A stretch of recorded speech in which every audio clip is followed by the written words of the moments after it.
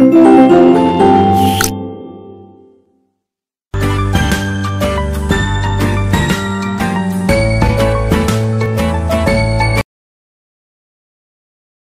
Good morning, सुप्रभात सभी प्यारे बच्चों। मैं विशाल शर्मा आप सभी का स्वागत करता हूं आपकी एसटी सोशल साइंस क्लास में।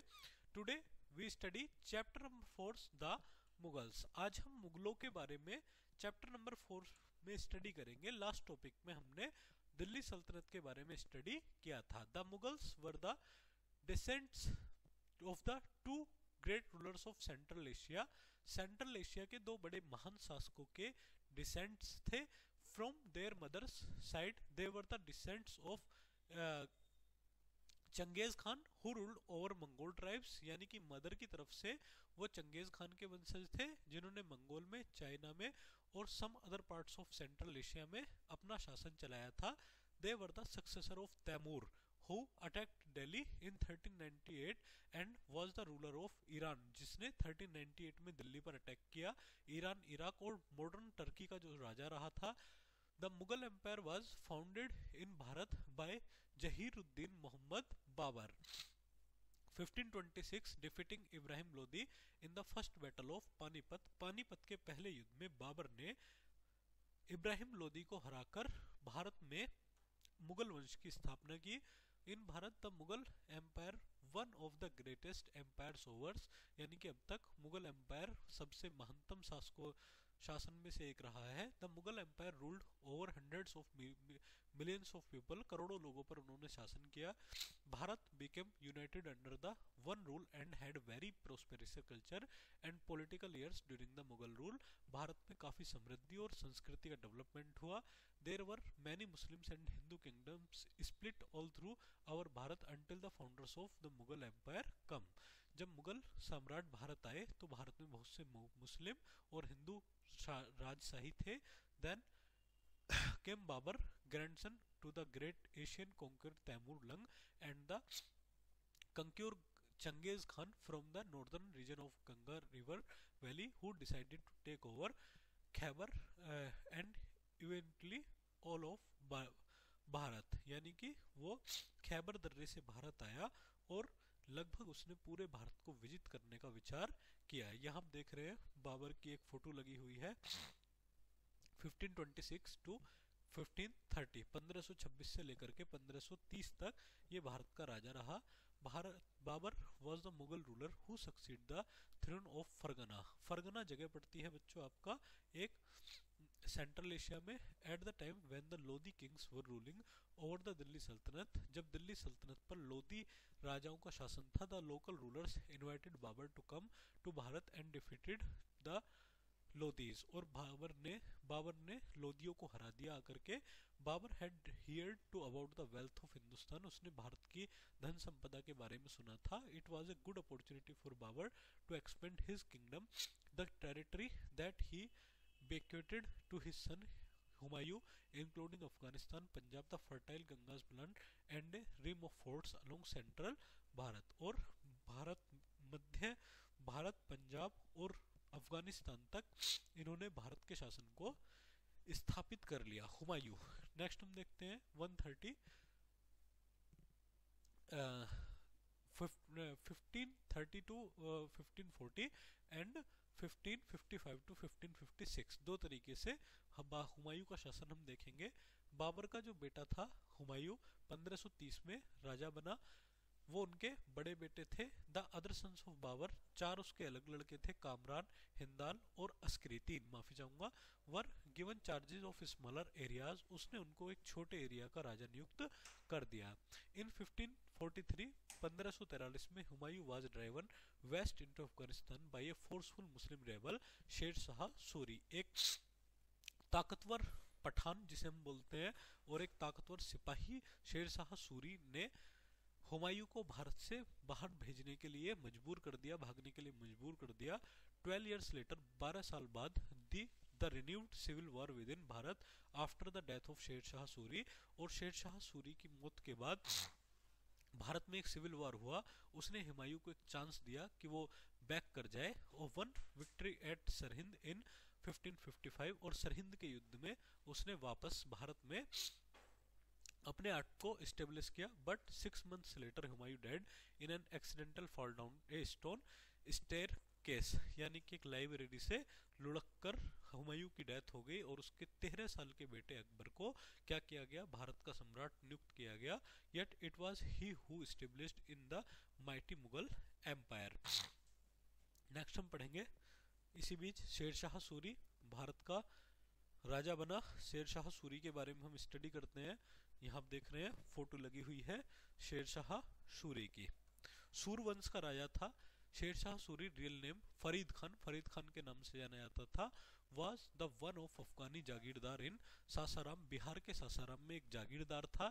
ही took over the Mughal empire after defeating Humayun in 1540 and founded Suri dynasty, यानी कि सूरी वंश की स्थापना उसने की हुमायूं को हराकर। As a king he had several achievements in his credit, उसने काफी अचीवमेंट्स किए अपने समय में। He established an efficient public administration, उसने एफिशिएंट पब्लिक एडमिनिस्ट्रेशन लागू किया।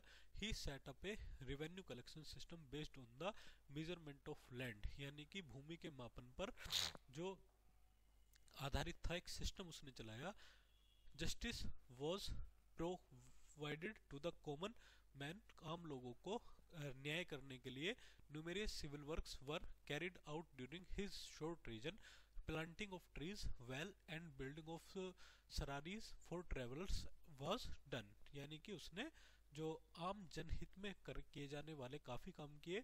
It was under his rule that the grand trunk road, GT road जिसे हम प्रेजेंट में बोलते हैं, कोलकाता से लेकर पेशावर तक उसने बनवाई पाकिस्तान के।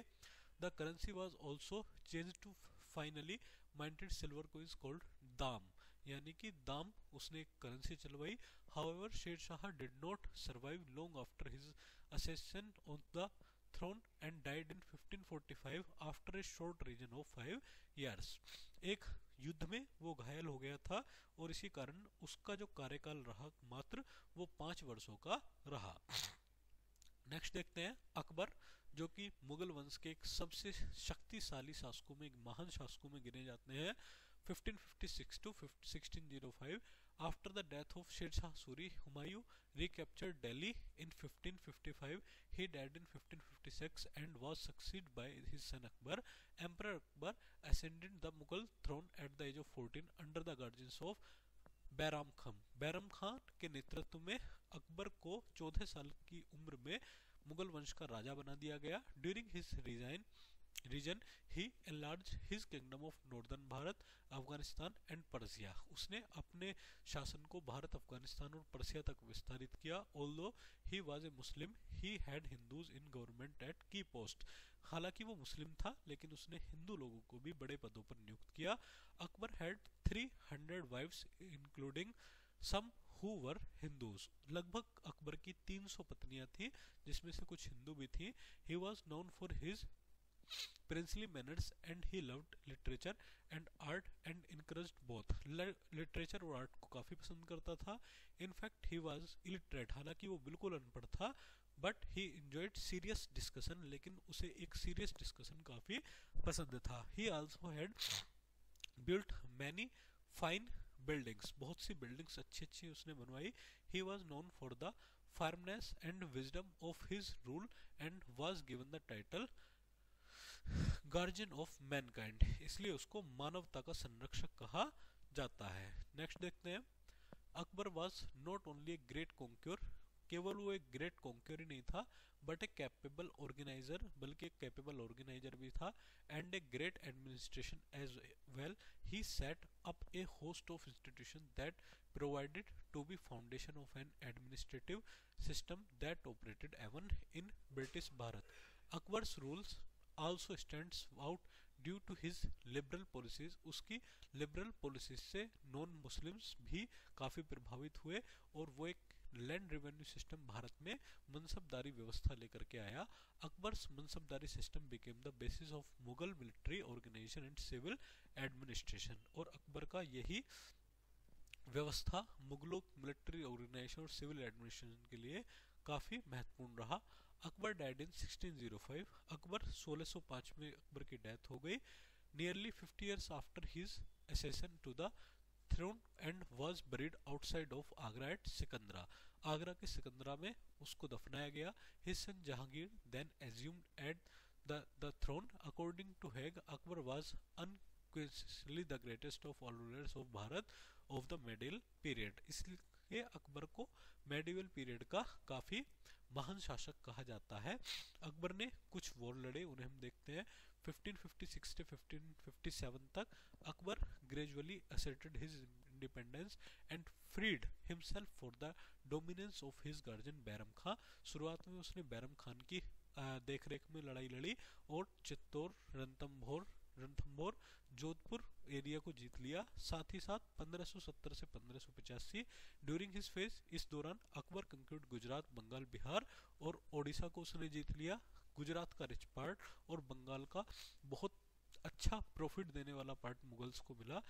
1585 to 1605 Akbar further expanded his empire in the north-west by capturing Kashmir, Kabul and Kandahar. In the Deccan he conquered Berar, Khandas and Ahmednagar को भी उसने जीत लिया था। चलिए नेक्स्ट देखते हैं बच्चों कुछ फैक्ट्स जो हमें समझने होंगे मुगल डेंसिटी या मुगल वंश से। सबसे पहले अबुल फजल ने किताब लिखी है ऑथर ऑफ अकबरनामा एंड आईने अकबरी। फैजल एक कवि थे। मियां तानसेन आपका एक ग्रेट म्यूजिशियन थे। बीरबल एक ग्रेट लिटरेचर थे। और राजा टोडरमल एक फाइनेंस मिनिस्टर थे अकबर के समय के। राजा मानसिंह वो कमांडर इन चीफ थे, सेनापति थे। फकीर उज्जुर बिन म्यूजिस्ट एंड एडवाइजर थे, मैजेस्टिक एंड एडवाइजर थे। अब्दुल रहीम खान खाना पोइट थे और सन थे बैरम खान के। मुल्ला दो प्याजा भी क्या थे, एडवाइजर थे, अकबर के सलाहकार थे। कुछ पॉलिसीज थी अकबर की जिन्हें हम देखते हैं। सबसे पहले Rajput policies Akbar made the Rajput strong supporters of the Mughal. मुगलों को उसने एक स्ट्रॉन्ग सपोर्टर बनाया राजपूतों को। He tried to gain the loyalty in many ways, उसने डिफरेंट तरीकों से लॉयल्टी अपनी प्रूव की। Akbar defeated the Rajputs but did not humiliate them. Akbar ने राजपूतों को हराया लेकिन उनके साथ अमानवीय व्यवहार नहीं किया। He treated them very honourably, उसने उनके साथ बहुत सम्मान के साथ व्यवहार किया। He allowed most Rajput king to continue ruling over their territories, बहुत से राजपूत शासकों को उसने अपने शासन चलाने के लिए अलाउ किया। He did not interference in their internal matters, वो कभी भी उनके आंतरिक मामलों में कोई भी इंटरफेयर नहीं करता था। Akbar married into Rajput families, Rajput परिवारों में अकबर ने शादी की। He himself married a Rajput princess called Jodhabai, Jodhabai नामक एक राजपूत प्रिंसेस से उसने शादी की। His sons also took Rajput princess has their wife. The Rajput ladies were given complete religious freedom, और राजपूत लेडीज को अपनी धार्मिक पूर्ण रूप से आज़ादी मिलती है। आगे देखते हैं रिलीजियस पॉलिसीज क्या थी। रिलीजियस पॉलिसी, सेकुलरिज्म को अकबर ने अपनाया। Akbar abolished pilgrim tax in 1562 and the jizya in 1564 which were long had been opposed by the Hindus. Akbar ने इसको खत्म किया। एक धार्मिक कर था जजिया जो हिंदू समाज के लोगों को टैक्स के रूप में देना पड़ता था। Akbar abolished the practices of converting prisoners of war to Islam. Akbar allowed and even encouraged the Hindus to build temples. Akbar ने अलाउ किया कि हिंदू समुदाय अपने टेम्पल्स बना सकते हैं। Akbar participated in Hindu festivals, Holi, Diwali और रक्षाबंधन भी मनाता था। Akbar got the holy books the Hindus translate into Persian, यानी कि अकबर ने जो किताबें थी हिंदू समाज की उनको ट्रांसलेट कराया। आगे देखते हैं दीन ए इलाही एक कंसेप्ट था जो अकबर के द्वारा चलाया गया। After interacting with people to different religion for many years, Akbar concluded that all religion preach the message of love, respect and peace, कि सभी धर्म लव, रेस्पेक्ट और पीस को बढ़ावा देते हैं। He felt that if the common ideals of all religious could be combined A to from a new creed, the people of his empire would benefit from it.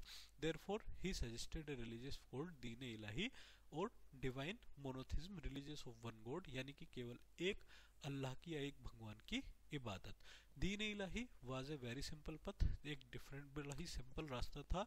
It encouraged belief in one God, केवल एक भगवान में ये विश्वास रखता था। The practice of worshipping the sun, fire and other sources of light was an important element in it, सूर्य की, आग की और इनकी पूजा भी इसके इम्पोर्टेंट एलिमेंट थे। Through it Akbar also discouraged the killing of animal and custom of सती, सती प्रथा के खिलाफ भी अकबर ने काम किया, जानवरों की हत्या करने भी के खिलाफ भी काम किया। सोहेल उल कुल, यूनिवर्स पीस और peace with all was another important principle. Akbar's Deen Ilahi was aimed to achieving peace, tolerance and unity in a country of diverse religions. Some historians says the Deen Ilahi was very similar to Ashoka's policy of Dhamma, यानी कि कुछ लोग अशोक की policy धम्म के equivalent इस धर्म को मानते हैं। नेक्स्ट हम पढ़ेंगे जहांगीर 1605 टू 1627 तक ये भारत के राजा रहे, सम्राट रहे। आफ्टर अकबर्स डेथ, अकबर की डेथ के बाद his son Prince Salim ascended the throne and took the title of Jahangir, यानी कि जहांगीर के नाम से भारत की गद्दी पर बैठा। मीनिंग कॉन्क्यूर ऑफ वर्ल्ड, यानी कि कॉन्क्यूर ऑफ द वर्ल्ड, पूरे विश्व का conqueror. He continued Akbar's liberal and secular policies, उसने अकबर की नीतियों को जारी रखा। He married Mehrun Nisa whom he gave the title of Nur Jahan light of the world, यानी कि नूरजहां से उसने शादी की जिसने लाइट ऑफ द वर्ल्ड के खिताब से नवाजा गया। He loved her with blind passion and handed over the complete regency administration to her, पूरा शासन व्यवस्था को चलाने का अधिकार उसने महरून निशा को दे दिया। He added Kangra and Kishtwar to his kingdom and consolidated the Mughal rule in Bengal. Jahangir lacked the political enterprises of his father Akbar, but he was an honest man and a tolerant ruler, हालांकि वो एक honest व्यक्ति और एक tolerant ruler था। He strived to reform society and was tolerant towards Hindus, Christians and Jews. However, relations with Sikhs were strained, and to fifth of the six gurus Arjun Dev was executed at Jahangir's order for giving aid for comfort to Khusro। अपने ही भाई खुसरो खान की help करने के कारण उसने सिख गुरु अर्जुन देव जी की हत्या करा दी। और after Jahangir rule and the Mughal garden in Srinagar, Mughal garden उसने बनवाया और 1627 में जहांगीर की मृत्यु हो गई। यहाँ आप देख रहे हैं तत्कालीन भारत का ये नक्शा है। इतना बड़ा विशाल भारत हमारे मुगल वंश में था। शाहजहां सेकंड लास्ट राजा है इस टॉपिक के। 1627 टू 1658 शाहजहां आपके सामने फोटो लगी हुई है। आफ्टर जहांगीर डेथ, जहांगीर की डेथ के बाद ये राजा बने। Prince Khurram defeated his brothers and became king in 1628। Prince Khurram अपने भाई को हरा दिया और खुर्रम खान जो इनका नाम था शाहजहां का, गद्दी पर बैठा। The emperor of the world, वो सम्राट थे। He further expanded his empire to Kandahar in the north and conquered most of southern Bharat, यानी कि कंधार से लेकर के उसने अपने राज्य को साउथ इंडिया तक बना दिया। The Mughal empire was its zenith during Shah Jahan's rule. This was made due to almost 100 years of unparalleled prosperity and peace, यानी कि मुगल पीरियड जो था बच्चों, इस दौरान गोल्डन पीरियड आप इसको कह सकते हैं। As a result during his reign the world witnessed the unique development of art and culture of the Mughal empire. बड़े स्तर पर आर्ट एंड कल्चर का डेवलपमेंट हुआ, इसलिए इन्हें आर्किटेक्ट किंग के नाम से भी जाना जाता है। इन्होंने भारत में रेड फोर्ट, जामा मस्जिद दोनों बनवाई। इसके अलावा दोनों सिविल इंजीनियरिंग का एक बेहतर नमूना है। और साथ ही साथ इन्होंने भारत में ताजमहल का निर्माण भी करवाया बच्चों, जो दुनिया का 7वां अजूबा माना जाता है। औरंगजेब लास्ट पॉइंट इस टॉपिक का। 1658 टू 707 1707 में औरंगजेब की डेथ हुई और यहीं से मुगल वंश का एक बहुत बड़ा स्तंभ टूट गया। The last important ruler of the Mughal dynasty Aurangzeb, Alamgir के नाम से इसको जाना जाता है। Meaning conqueror of world. Ruled for 49 years, 49 साल तक इसने शासन किया, द सेम एज अकबर, लगभग अकबर जितना ही। Aurangzeb became the emperor after imposing Shahjahan in the Agra fort and defeating his brothers in the war of succession, और अपने ही बेटों के द्वारा आगरा फोर्ट में इसको दफनाया गया। Aurangzeb ascended the throne in 1658 and ruled till 1707, और 1707 तक उसने शासन किया। But unfortunately he kept his 5 sons away from the royal court with the result that none of them was trained in the art of governance, यानी कि उसके 5 बेटे थे और 5 के 5 नाकाबिल थे पूरे प्रशासन को चलाने में। This proved to be very damaging for the Mughals later on. During his 50 years of rule, 50 साल के शासन के बाद, Aurangzeb tried to fulfill his ambition of bringing the entire subcontinent under one rule. It was under him that the Mughal Empire reached its peak in matter of area. अगर हम बात करें in terms of area, दुनिया उस समय मुगल वंश था, सबसे बड़ा एरिया जो था वो क्रिएट किया मुगलों ने। He worked hard for years but his health broke down in the end, बाद में उसके स्वास्थ्य खराब होने लगा। he left behind no personal wealth when he died, 1707 में जब उसकी मृत्यु हुई उसके पास कोई भी पर्सनल वेल्थ नहीं थी। the age of 19 ईयर की एज में with his death the forces of disintegration set in and the mighty Mughals empire started collapsing, और बाद के जो मुगल राजा थे वो कोलैप्स होने लगे, खत्म होने लगे, और यहीं पर मुगल वंश का क्या हुआ बच्चों, पतन होना शुरू हो गया। चलिए बच्चों आज का टॉपिक यहीं खत्म करते हैं, मिलते हैं जल्दी नई क्लास में, तब तक के लिए थैंक यू वेरी मच।